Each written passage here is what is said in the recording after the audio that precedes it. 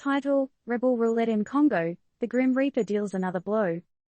TLDR.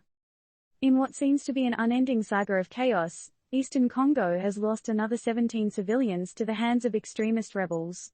We are talking about the Allied Democratic Forces, ADF, believed to be playing footsie with the Islamic State group, upping the ante on an already unstable region. Get this, Congo is a crazy battlefield for more than 120 armed groups. And the ADF, well, they're not shy about staking their claim, extending their reach, and let's not forget, recruiting children. Congo's people, displaced, starving, and battling disease. Makes you wonder, what's next on the Congo roller coaster? When a country's civilians become the unfortunate checkers in a deadly game played by armed groups, it's high time we ask ourselves, what's really going on? In a recent burst of violence in eastern Congo's North Kivu province, 17 innocents fell prey to the Allied Democratic Forces, ADF, who have alleged ties with the Islamic State group. This happened around the Bambuba-Kasiki area in Beni territory. Pretty grim picture, right? But hold your horses, it gets darker. Did you know Congo has over 120 armed groups duking it out? Makes you wonder if the country's eastern region is a buffet of chaos. Land and precious minerals, that's the main course these groups are salivating over. Some groups, though, claim they are the good guys, standing up to protect their communities.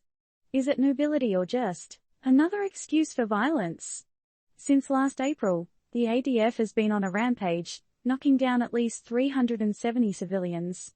What's worse? They've got a knack for abductions, and their victims aren't limited to adults.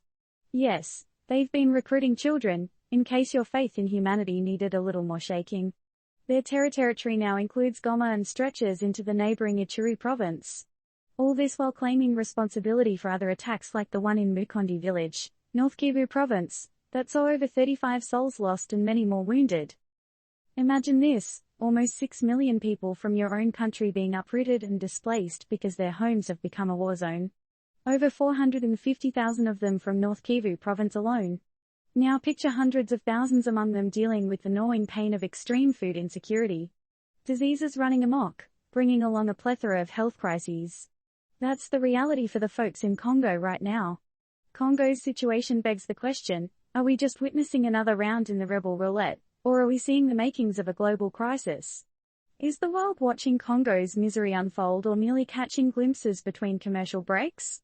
More importantly, when will the roulette stop spinning, and who will be left standing when it does?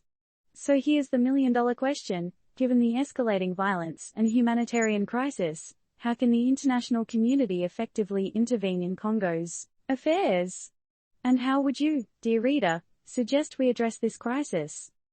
Disclaimer: this article is intended to provide news information. It does not, in any way, provide investment or health advice, or any other type of advice that may cause legal issues. Please consult with a professional for expert advice.